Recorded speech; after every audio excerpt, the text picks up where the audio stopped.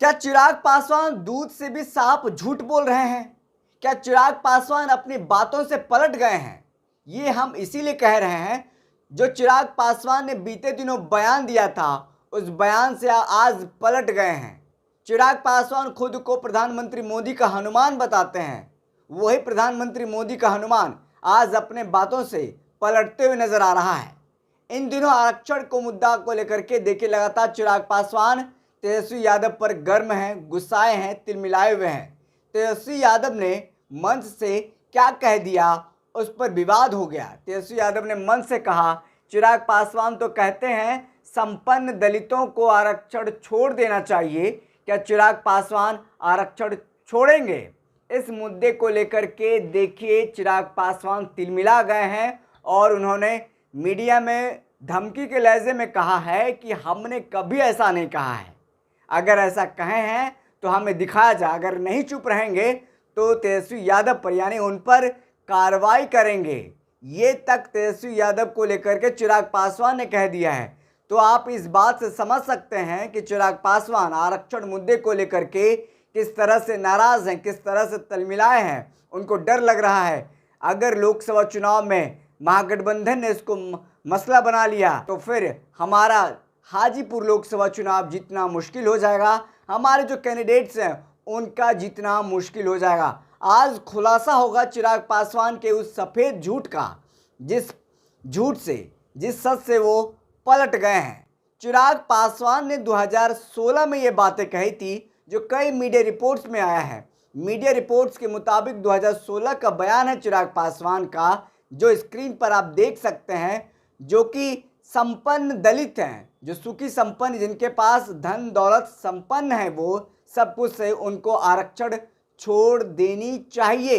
ये चिराग पासवान का media reports में छपा प्रिंट बयान है और कई लोग इस पर खबर भी कर चुके हैं और वीडियो भी कई लोगों ने चलाया है। लेकिन हम आपको उसका कटिंग दिखा रहे हैं। द टाइम्स ऑफ इंडिया का देखिए, जनसत्ता का देखिए, और भी अलग अलग चैनलों ने जो चलाया है उसका बयान सुनिए। और आज चिराग पासवान उस बयान से पलट गए हैं कि हमने ये बयान कभी दिया ही नहीं है। अगर दिया है तो दिखाए, मीडिया दिखा रही है कि 2016 में आपने बयान दिया था।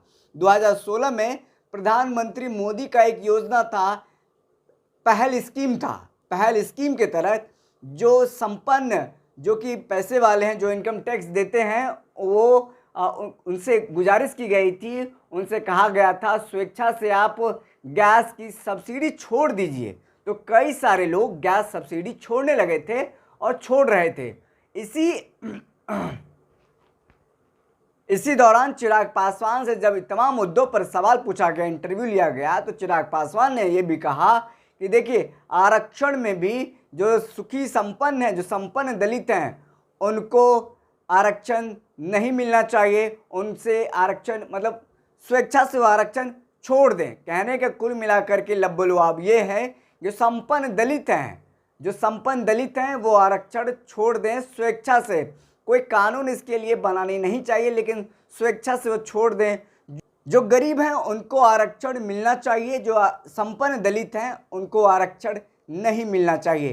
तो आपने देखा चिराग पासवान ने किस तरीके से सफ़ेद झूठ बोला है और वो आज झूठ पकड़ा गया है। कई मीडिया रिपोर्ट्स में ये बातें सामने आई है कि 2016 में चिराग पासवान ने कहा था संपन्न दलितों को आरक्षण छोड़ देनी चाहिए, स्वेच्छा से इसके लिए कोई कानून ना बने, लेकिन खुद जो संपन्न दलित हैं उनको आरक्षण छोड़ देनी चाहिए। यही बात तेजस्वी यादव ने मंच से कहा था कि चिराग पासवान ऐसा कहते हैं, क्या वो आरक्षण छोड़ेंगे?